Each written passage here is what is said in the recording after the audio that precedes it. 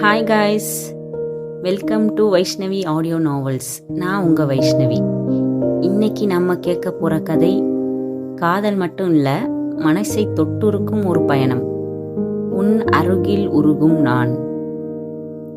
இந்த கதையை முழுசா கேளுங்க, உங்கள் மனசில் யாரோ ஒருத்தர் கண்டிப்பாக நினைவுக்கு வருவாங்க. வாங்க கதைக்குள்ளே போகலாம். சாப்டர் 21. திரும்ப கிடைத்த காதல்.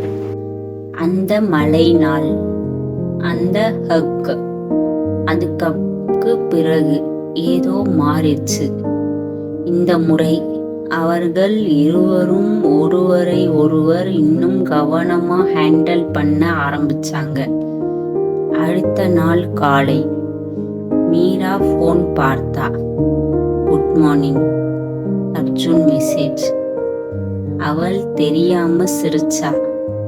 Good morning. சில செகண்ட்ஸ் கழிச்சு, இன்றும் பிஸியா? இல்லை. அப்போ ஈவினிங் மீட் பண்ணலாமா?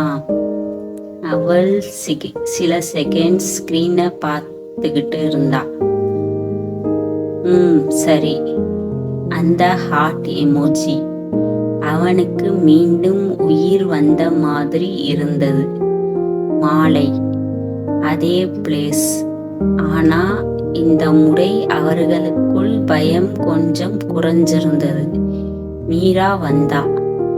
அவளை பார்த்த உடனே அவன் சிரிச்சான். என்ன? ஒண்ணுமில்ல, நீ திரும்ப வந்துட்ட. அந்த லைன் அவளை சைலண்ட் ஆக்கிடுச்சு. நான் போயிட்டேனா?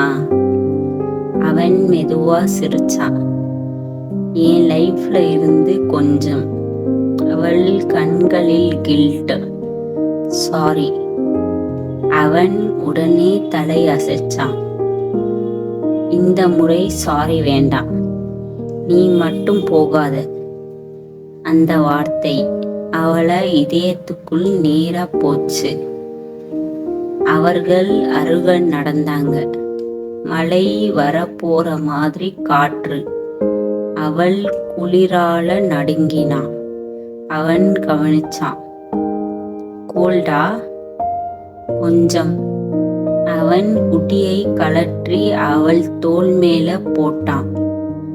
அவள் அவனை பார்த்தா. நீங்க இன்னும் இதே மாதிரி தான். எப்படி? ரொம்ப கேர் பண்ற மாதிரி. அவன் சிரிச்சான். அது மாறாது. அவள் சில செகண்ட்ஸ் அவனை பார்த்துக்கிட்டு இருந்தா. அந்த பார்வை முன்னாடியே விட ஆழமா இருந்தது. அர்ஜுன், நான் ட்ரை பண்றேன். எதுக்கு? பயப்படாம உன்னை லவ் பண்ண. அந்த ஒரு லைன் அவனுக்கு போதும்னு இருந்தது. அவன் மெதுவா அவள் கையை பிடிச்சான். இந்த முறை அவள் கை விலகவில்லை. அவள் அவன் தோள் மேல் சாய்ந்தான். அவர்கள் அப்படியே நடந்தாங்க. இந்த முறை மழை வரல. ஆனா அவர்களுக்குள் இருந்த தூரம் மட்டும் முழுசா மறைய ஆரம்பிச்சிச்சு. சில காதல்கள் இரண்டாவது முறையில் தான் உண்மையா மலரும். இந்த எபிசோடு உங்களுக்கு பிடிச்சிருந்தா லைக் பண்ணுங்க, ஷேர் பண்ணுங்க.